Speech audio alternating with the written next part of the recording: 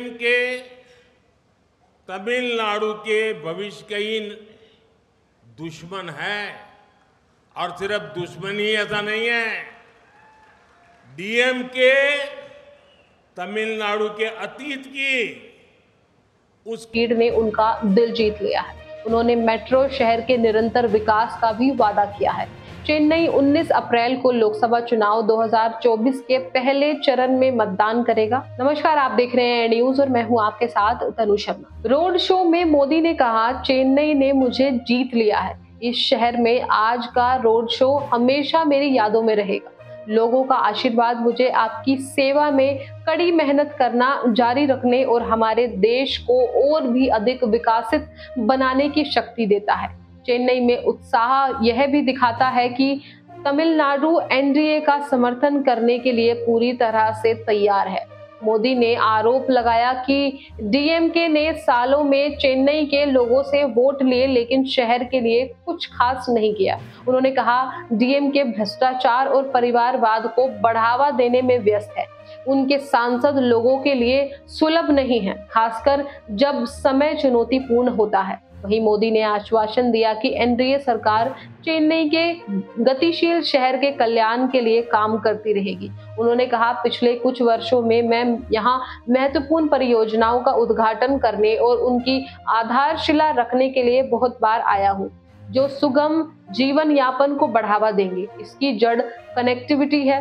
हाल ही में चेन्नई हवाई अड्डे पर नए एकीकृत टर्मिनल भवन का उद्घाटन किया गया था।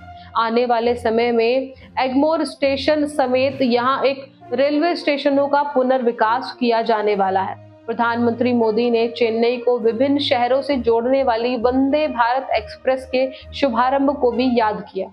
चेन्नई मेट्रो नेटवर्क का विस्तार किया जा रहा है, जिसमें शहर में काम करने वाले पेशेवरों की मदद मिल रही है। चेन्नई बेंगलुरु एक्सप्रेसवे जैसी प्रमुख सड़क परियोजनाओं और अन्य मौजूदा सड़क परियोजनाओं का विस्तार वाणिज्य और संपर्क में सुधार करेगा, जिससे व्यापार के साथ साथ नवाचार को भी बढ़ावा मिलेगा। आगे तमिल संस्कृति का आह्वान करते हुए मोदी ने कहा कि एनडीए सरकार तमिल संस्कृति का सर्वोच्च सम्मान करती है और उन्होंने कहा कि उन्होंने संयुक्त राष्ट्र में तमिल भाषा में कुछ शब्द बोलने का अवसर पाकर गर्व महसूस किया। मोदी ने वादा किया, हम विश्व स्तर पर तमिल संस्कृति और भाषा को लोकप्रिय बनाना जारी रखेंगे। ऐसे में प्रधानमंत्री नरेंद्र मोदी का चेन्नई में हालिया रोड शो भाजपा के लिए एक शक्ति प्रदर्शन था और 2024 के लोकसभा चुनावों से पहले राज्य में पार्टी की संभावनाओं को बढ़ावा देने के लिए इसका इस्तेमाल किया जाएगा। मोदी के रोड शो से भारी भीड़ से पता चलता है कि भाजपा तमिलनाडु में तेजी से लोकप्रिय हो रही है। यह 2021 के विधानसभा चुनावों में पार्टी के मजबूत प्रदर्शन का अनुवर्ती है, जहां उसने 2016 के चुनावों की तुलना में अपनी सीटों की संख्या में काफी वृद्धि की है। वहीं भाजपा डीएमके की कथित कमजोरी का फायदा उठाने की कोशिश कर रही है। मोदी ने डीएमके पर भ्रष्टाचार और परिवारवाद को बढ़ावा देने का आरोप लगाया है और कहा है कि उनकी सरकार तमिलनाडु के लोगों के कल्याण के लिए काम करेगी। तो इस तरह हमने जाना कि प्रधानमंत्री नरेंद्र मोदी का चेन्नई रोड शो भाजपा के लिए एक और सफलता थी और इससे पता चलता है कि पार्टी तमिलनाडु में अपनी स्थिति को मजबूत कर रही है। पार्टी 2024 के लोकसभा चुनावों में राज्य में अपनी मौजूदा सीटों को बढ़ाने की कोशिश करेगी। हालांकि डीएमके चुनाव की तैयारी कर रही है और यह देखना बाकी है कि भाजपा की नई मिली लोकप्रियता स्थायी होगी या नहीं।